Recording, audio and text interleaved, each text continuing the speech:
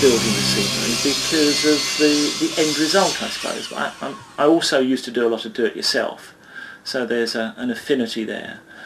But the main difference between building scenery and doing it yourself is the fact that the scenery is never looked at closer than 30 feet away. And that makes an enormous difference to the quality of work that is needed. Not so much, how you approach the work, but it does mean that you can have lots of different skill levels of people. If you look around the hut, you can see odd bits of the scenery that we've made for past productions. There was a beanstalk for Jack and the Beanstalk. That was a sort of flat construction, and then we pulled it up with fishing wire, so it just flip-flopped up. There's odd bits of waves around that you can use for seaside scenes.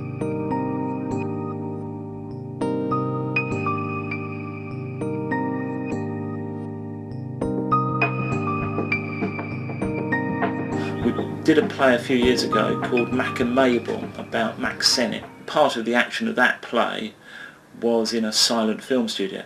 If you think about the silent films, they were always girls tied on railway lines or going to be cut up by a huge circular saw. So we had to try and make things like a buzzsaw so that when she could then sort of be cut up by it. It was just a prop, it was just there, it was on scene for about 30 seconds and then you take it off again.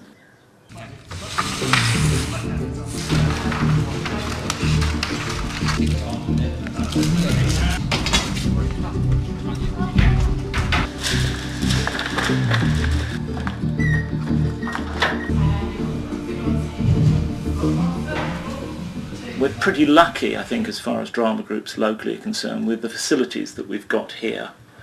We do a range of scenery and sort of large props to build for our shows. Some of the things are fairly straightforward, a basic box set, just a selection of fats which are painted in different colours and made the scenery that way.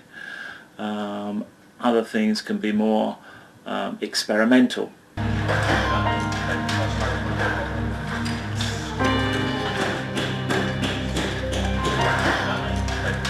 I also do the stage management, which is, once we've got to the theatre, organising how the scenery is moved with a crew of people where necessary, or maybe just cueing the lighting and sound.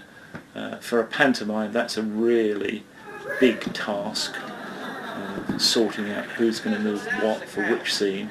There's normally not much time to do it, normally very little practice for it, but you probably need a crew of sort of 8 or 10 people to work actively. That's a tiring job in the week or so beforehand. It's sort of, I normally come home from a rehearsal once we've got to the theatre, and get onto the computer and sort of retype the notes that I've given about Fred moving this bit of scenery and young Johnny moving that bit of scenery, all in the same order. So that's pretty gruelling. On the other hand, you'll have another play where you work hard to stay awake because there is so little to do on the stage management front. Come, little rats, and quickly go beneath the decks, gnawing holes below the plumb line, where the sea will flow. To drag this ship and all its crew beneath the waves, it's up to you.